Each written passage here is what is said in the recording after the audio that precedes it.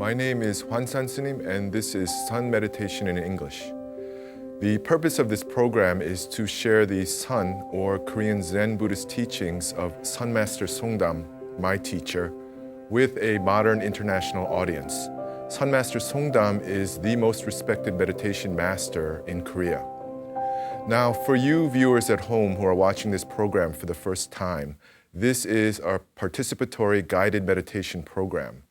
So if you want to follow along, the first thing that you need to do is to prepare a meditation mat. Now, if you don't own a meditation mat, what you can do is take a large blanket, fold it into a square, and be sitting on that as you follow this program. Now, today's topic of contemplation and meditation is coping with feelings of failure. In my ongoing dialogue with both my Korean and international friends over the years, the topic of failure comes up often.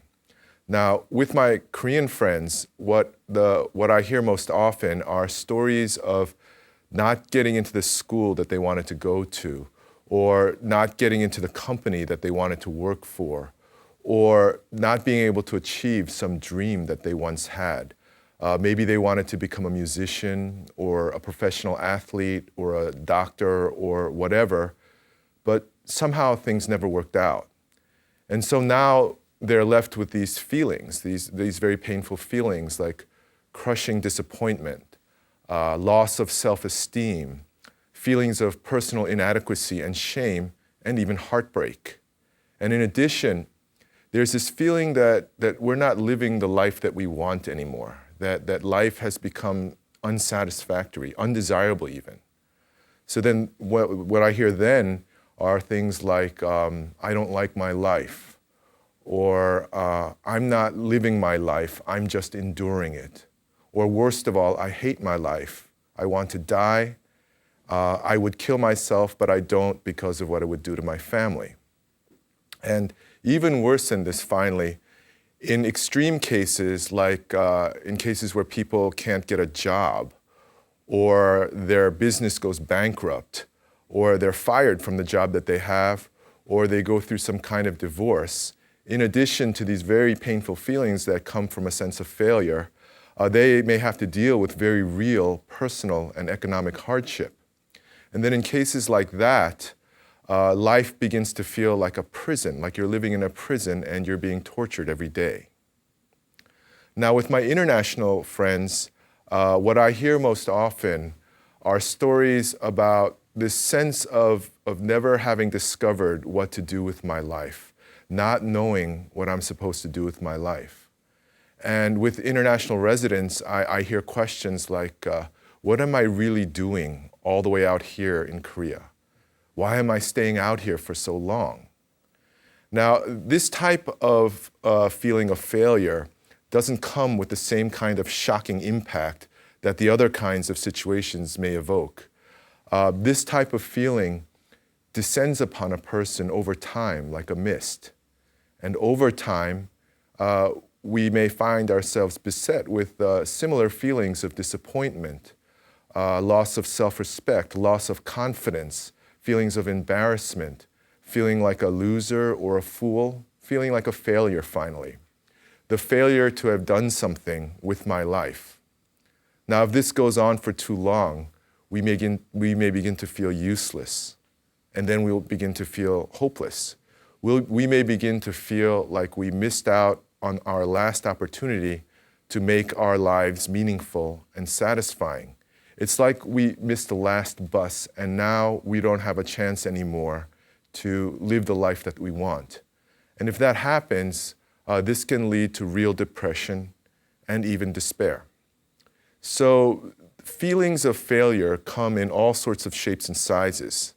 And the questions that we want to consider today are, what, if anything, can traditional Sun Buddhist teachings do about this problem in modern living? Can Sun meditation help us to cope with or even overcome these feelings of failure? So why don't we enter first into our guided meditation, and we'll try to take on this very serious problem. So once again, meditation begins with correct posture. So correct seated posture. So the first element is you take your heel, tuck it in like this, and then take your foot and place it on the opposite lap.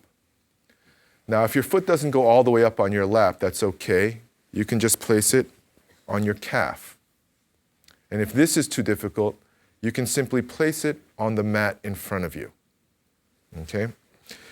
The important thing is to create a stable base. A triangular base is created between your tailbone and the 2 points of your knees. So you have this nice, large, stable base for your body to rest on. Next, you want to just straighten your back, straighten up, and tuck your chin in slightly. Tuck your chin in slightly so that the crown of your head rises and your spine becomes as long and straight as possible. And then after that, raise your shoulders up to your ears, roll, and then drop. Take your right hand, place the edge of your right palm against your lower belly, and then just drop. You don't want to be holding it in the air because that creates tension in your body. So just let it, tuck it in against your belly, let it drop. Then place your left hand on top of your right hand, and then let your 2 thumb tips meet in the middle like this. So your thumbs together should create a nice rainbow arc. Take the tip of your tongue and place it lightly against the roof of your mouth just behind the upper row of your teeth. And finally, keep your eyes open and look straight ahead. Now, because your chin is tucked in slightly, the line of your gaze should fall on the floor roughly 10 feet or 3 meters in front of you. So you can just look at the floor in front of you, but don't fixate on any specific point or object. Don't stare at any pattern in the floor. What you want is to look forward and just let your field of vision present itself to you equally. You want your eyes to be relaxed. You don't want to be staring at something in particular. So this is correct posture. Next, we engage correct breathing. And before we begin the actual meditation breathing, we begin with preparation breathing. So we can all do that together.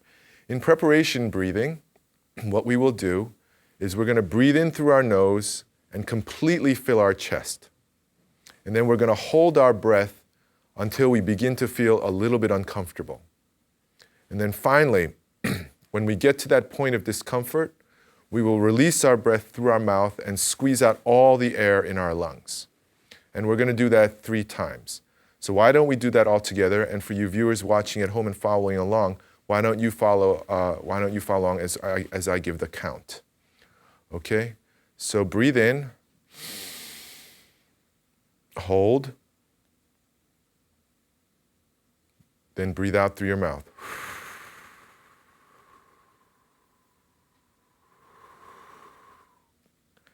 Breathe in,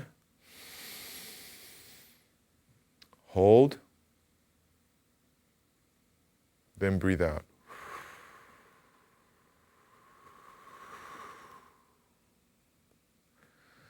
Once again, breathe in, hold, and then breathe out.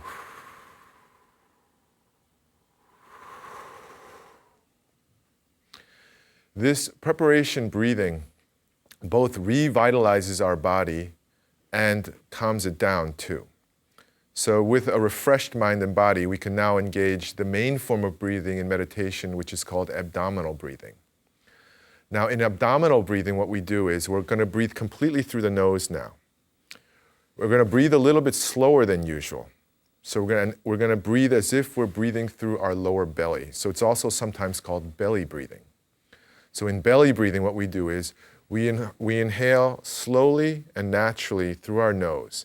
And as we inhale, we push out our lower belly as if the air is going all the way down to our lower belly and filling it up like a balloon. So we breathe in nice and long, and when our belly feels comfortably full, about 80% full, we hold. We hold for 3 seconds. 1, 2, 3. And then we release through our nose, draw in our lower belly, and exhale. The count that Sun Master Songdam recommends is 2 to 3 seconds to inhale, 2 to 3 seconds to pause, and then 3 to 4 seconds to exhale for slightly longer. Okay, now you can adjust that ratio to meet your body's physical condition. You can make it a little longer and a little shorter. So why don't we try this together? Okay, so breathe in, hold, then breathe out. What you'll find as you hold this posture is that as you continue the breathing, your breathing will become longer and longer. Your breath cycle will become longer. And as your breath cycle becomes longer, you begin to feel your body and your mind start to calm down.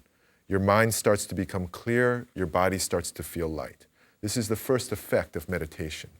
So why don't we all try it together again, including our viewers at home. So breathe in, hold, breathe out. Breathe in, hold, breathe out. Now I ask that all of the members of our studio audience, and of course our viewers at home who are following along, to maintain this form of breathing as best as you can throughout the course of this program, to be in a state of meditation for the entire length of the program. The third element of meditation, after posture and breathing, is thought. What do I think about while I'm meditating? Now, this is the distinctive feature of Sun Buddhist meditation. When we're doing this posture and breathing, we will be thinking of a special thought called a hwadu. And a hwadu is a question that we ask ourselves. We ask ourselves this question with the greatest sincerity and urgency and honesty as possible. And we time this question to our breathing pattern. Okay, now the question translated into English is, what is this? What is this that resides in my body? What is this that directs my actions? When I feel an emotion, what is it that feels that emotion? When I think a thought, what is it that generates that thought? When I hear my name being called, what is it that responds to the call of my name? Now we're going to ask ourselves this question, but we're going to ask ourselves this question in Korean, okay? Because that's how the hwadu was originally formulated.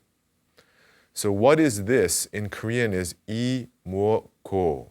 And I'll spell that out for you in English. 이, Y-I, that means this. 무엇, M-W-O-T, which means what.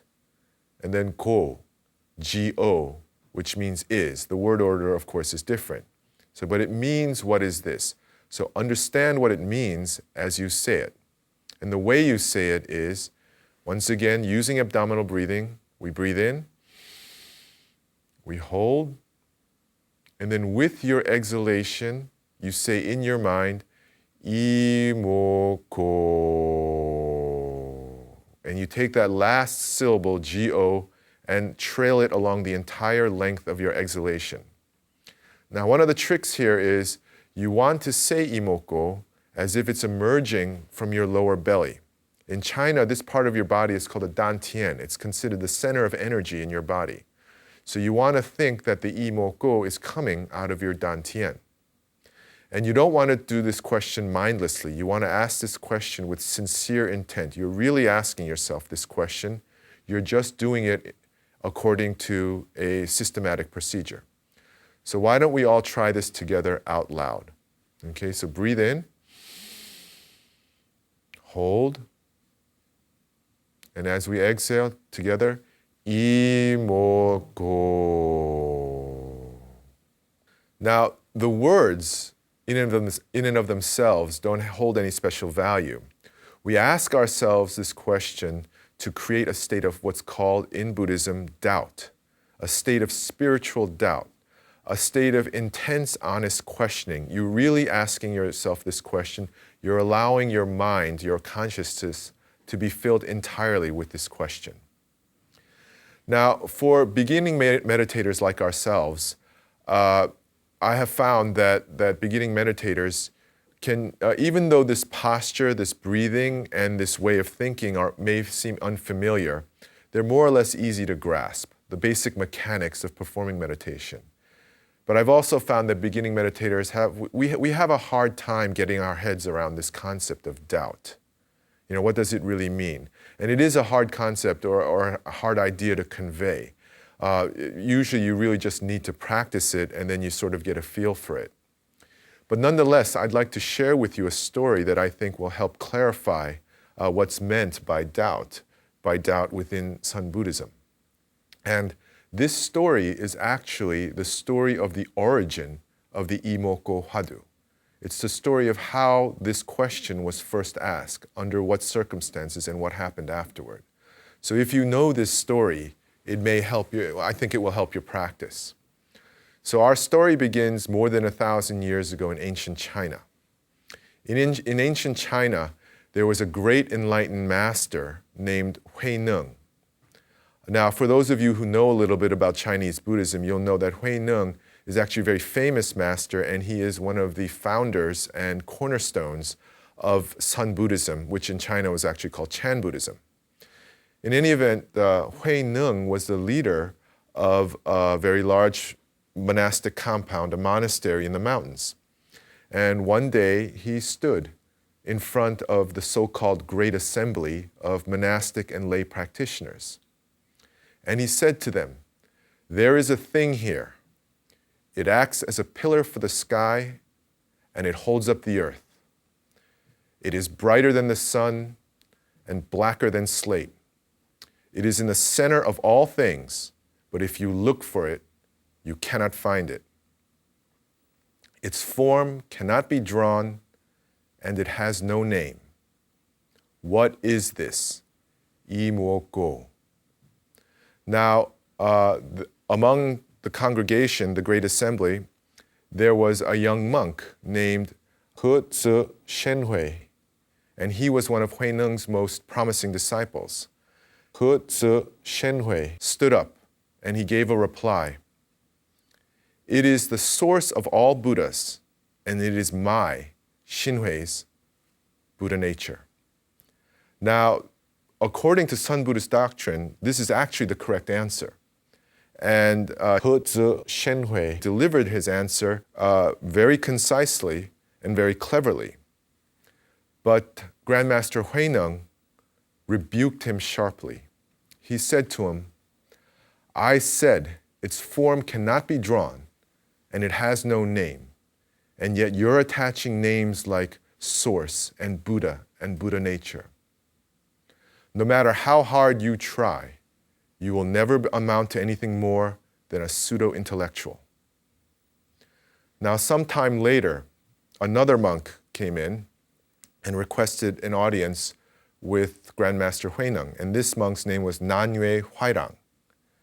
And so the audience was granted, and as Nanyue Huairang approached the master, Huineng asked him the question, "What is this that comes thus?" Again, Imoko. Now, when Nanyue Huairang heard this question, he just froze in his tracks. He was thunderstruck. He couldn't move a muscle. He couldn't say anything. He was completely paralyzed. And after a while, he just turned away and walked out.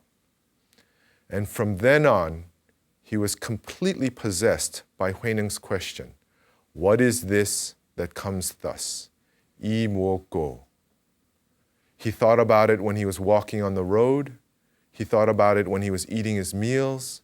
He thought about it day and night. It started to appear in his dreams. And the question grew within his mind and his body over time. And 8 years went by like this. And by then, the question was filling his waking hours, his sleeping hours. It filled the entire universe until finally it erupted into the event that Sun Buddhists call enlightenment, spiritual awakening. Now, after that, Nanyue Huairang returned to Master Huineng. And when Huineng saw him, he again asked, "What is this that thus comes?" Again, Imoko. And this time, Nanyue Huairang replied, "If you say it's any one thing, then that would be incorrect. So Master Huineng asked him, "On the contrary, is there anything to be cultivated and enlightened to?" And Nanyue Huairang replied, "It's not that there's nothing to be cultivated and enlightened to, but there is no defilement." And Grandmaster Huineng heard that and said, "You are like this, and I am like this."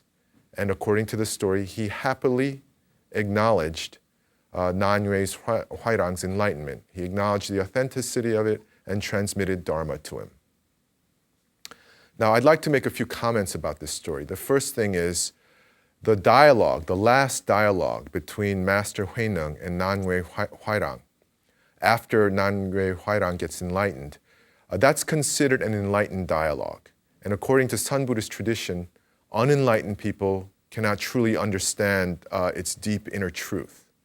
We can hear the words and understand what the words mean, but the deep meaning eludes us. So Sun Master Songdam very strongly warns us not to use our intellect, our theory, our knowledge, or our analytical skills to try and pick this dialogue apart, to try and get at its meaning through our intellectual minds. So I'm going to take him at his word and just leave it there. But I would like to add one more thing, and that is I would like to contrast the two disciples.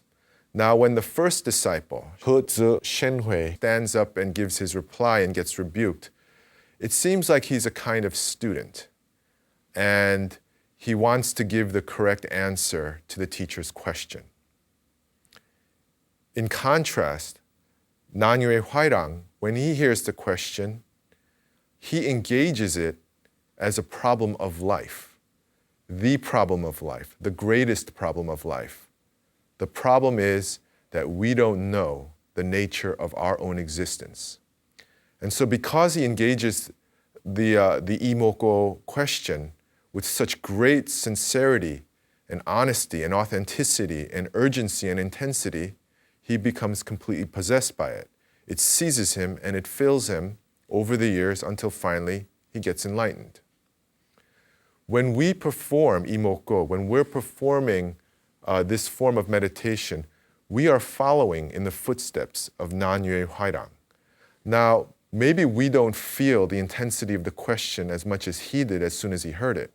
But nonetheless, the idea here is that as we keep asking ourselves, imoko, imoko, we begin to feel what he felt, the doubt, the intensity of the question, the meaning of the question within our hearts, and it begins to fill us.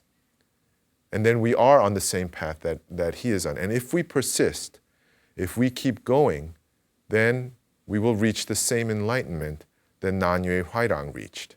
This is the basic logic of why we perform imoko during meditation. Okay? So why don't we take a break here, and then when we get back, we'll consider again today's theme, coping with feelings of failure.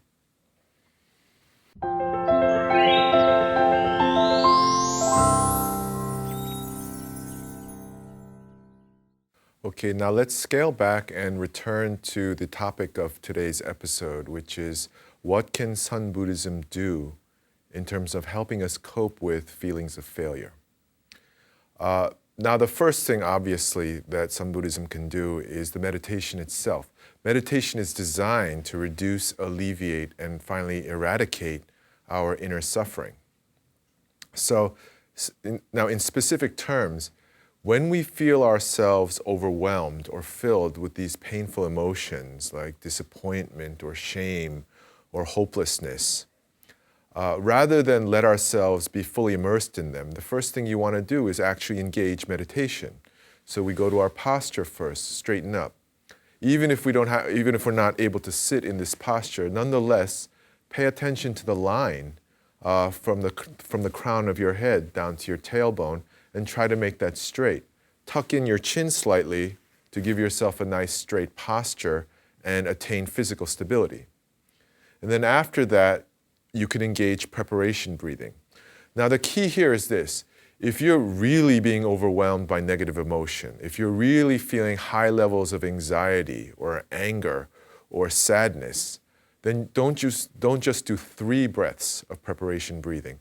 Just keep doing the preparation breathing 5 times, 10 times. Do it gently, but just keep going with it until the wave of emotion passes. Breathing through the emotion is the most effective way to get through it. And now once the initial wave has passed, then you can engage your abdominal breathing.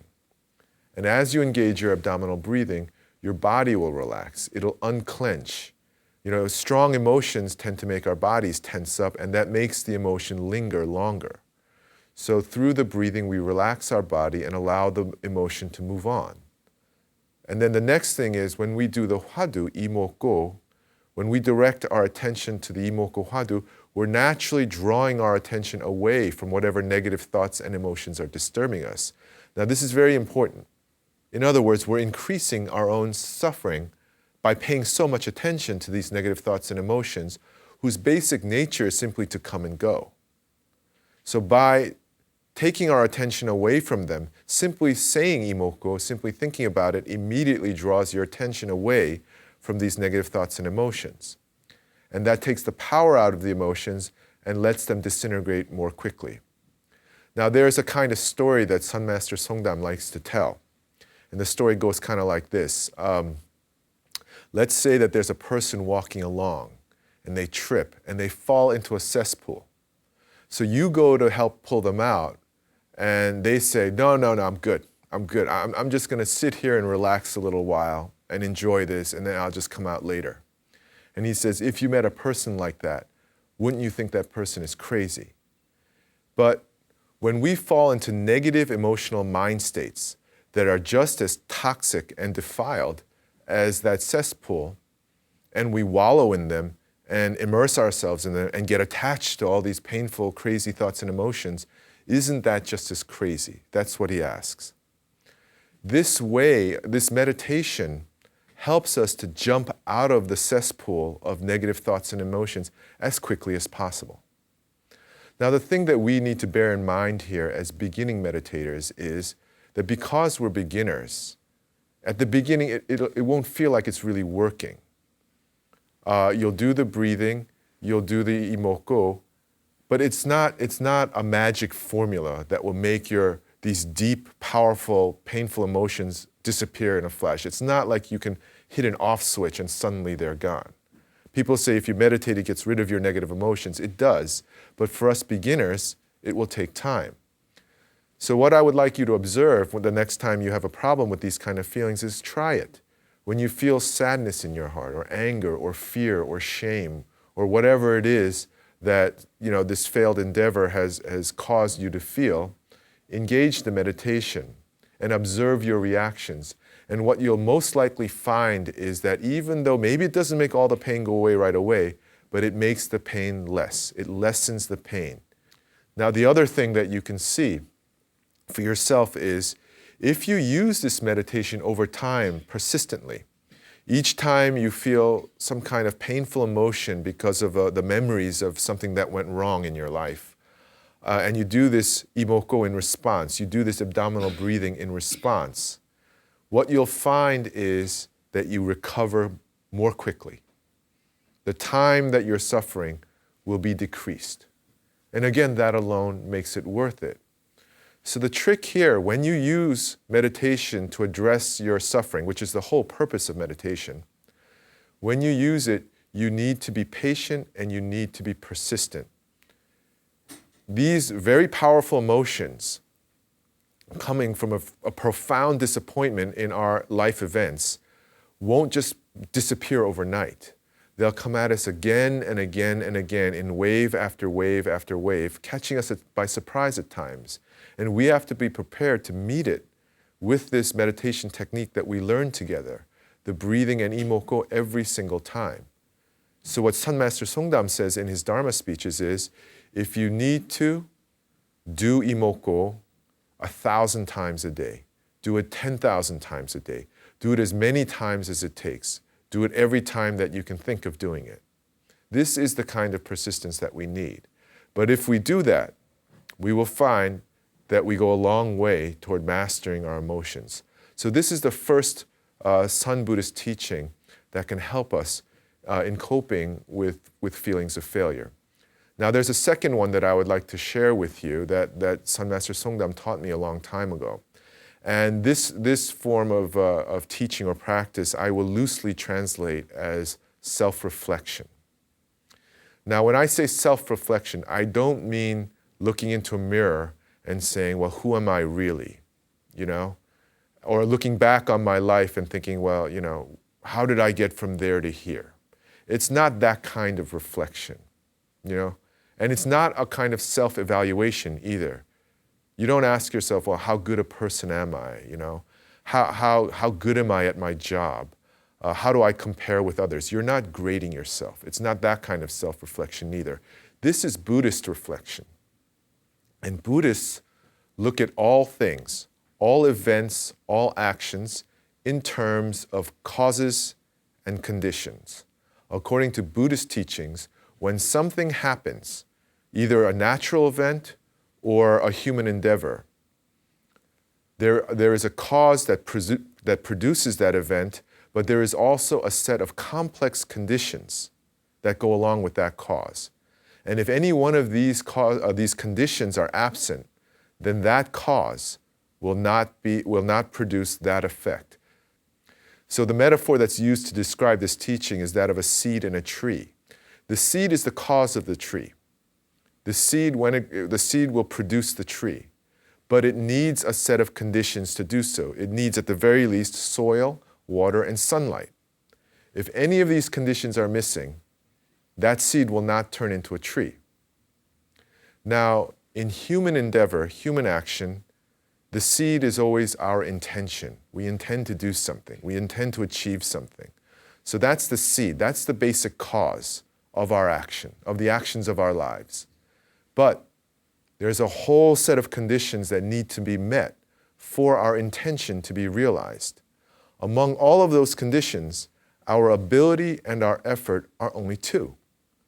There are other conditions that also need to be in place for our intention to be successfully realized. Probably there are other people involved who need to do what you want them to do. Probably there's an environment around you that needs to be just so for your intention to be realized. And probably you need some luck.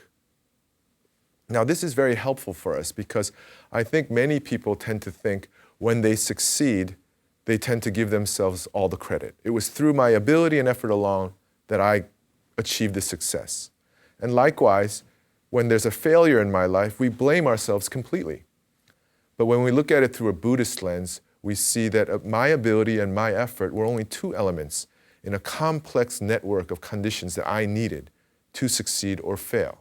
When you understand that, every time you succeed, you now understand, yeah, my ability and effort worked, but I was lucky too. Likewise, when we fail, we can understand, well, the conditions were in place. And this is where the self-reflection becomes really important.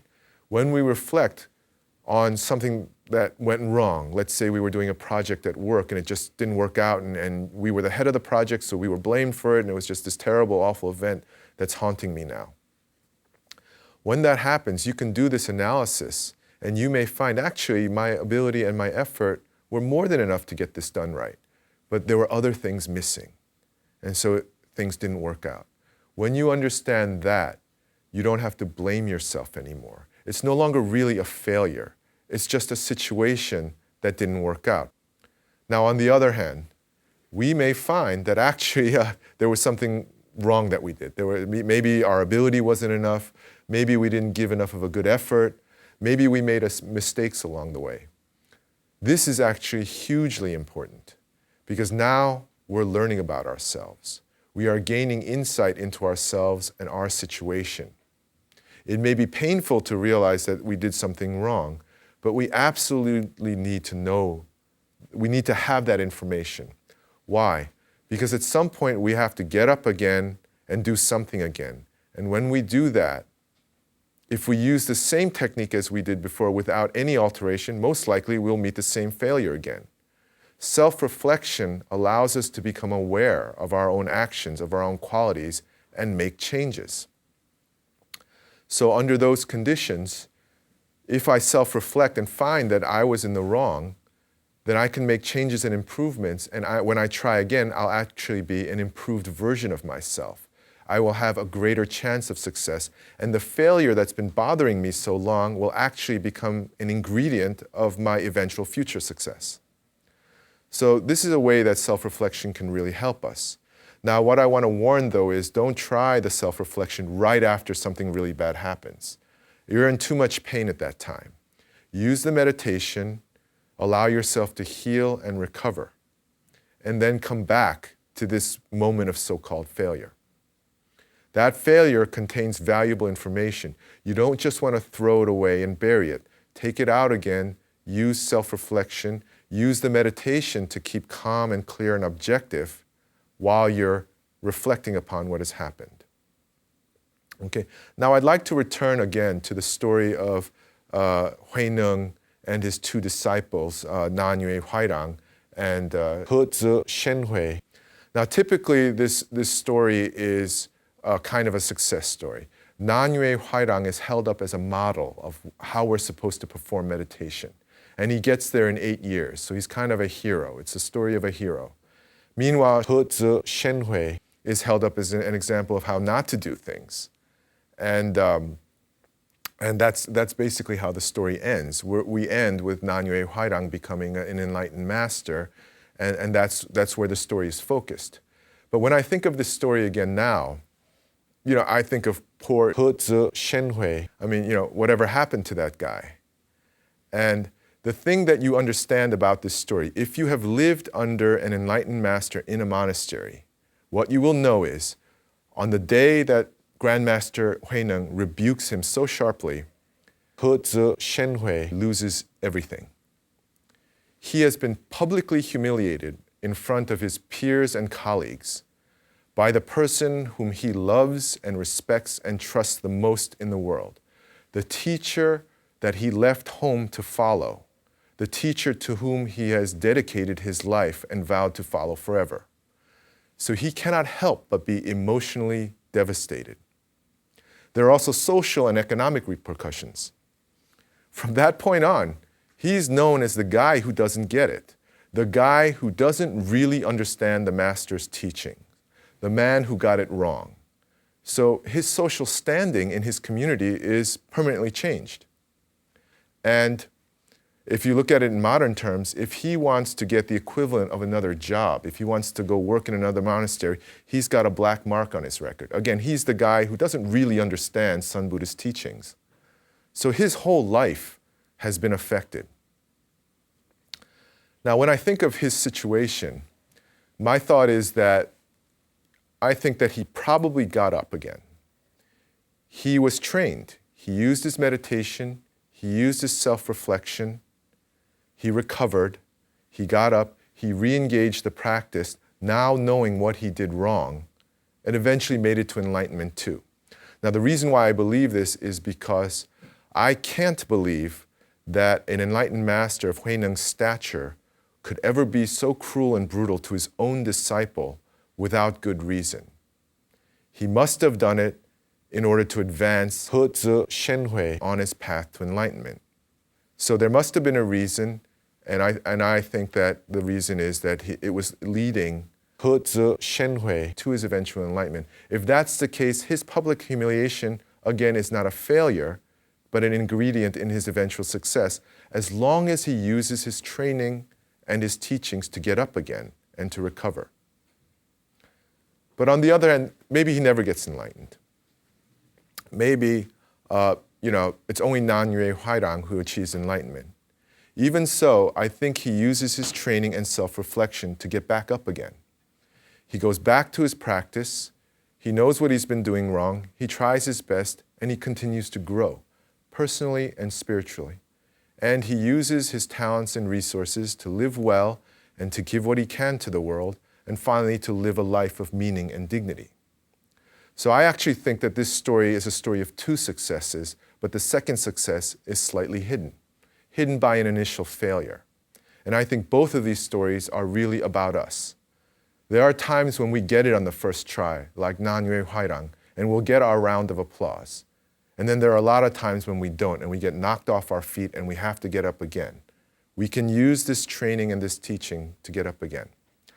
Now, on a final note, on a personal note, I'd like to say that I have found this meditation and this method of self-reflection indispensable, absolutely necessary in my life as a Sinim.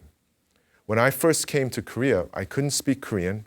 I was uncomfortable in the culture, and I was a foolish young man with all the shortcomings and faults of foolish young men. And I had to take on all of those things. And there were many times when I thought I just won't make it. But every time I trusted in my teacher and tried to use the meditation and the self-reflection. And I was a beginner too at the time, but it helped. It made the difference. It got me over the hump. It got me through things. So I'm speaking from personal experience, and I would very much like to recommend this to all of you. Okay, we're out of time now. So once again, let's close this episode with our closing meditation. Okay, and in advance, I will thank all of our studio audience members for participating, and thank you all viewers at home for following along. And I hope that we can all see each other again next episode next week. Okay, so now we will engage in our closing meditation. May we all attain the Buddha. Okay, please. Okay, we will begin our meditation.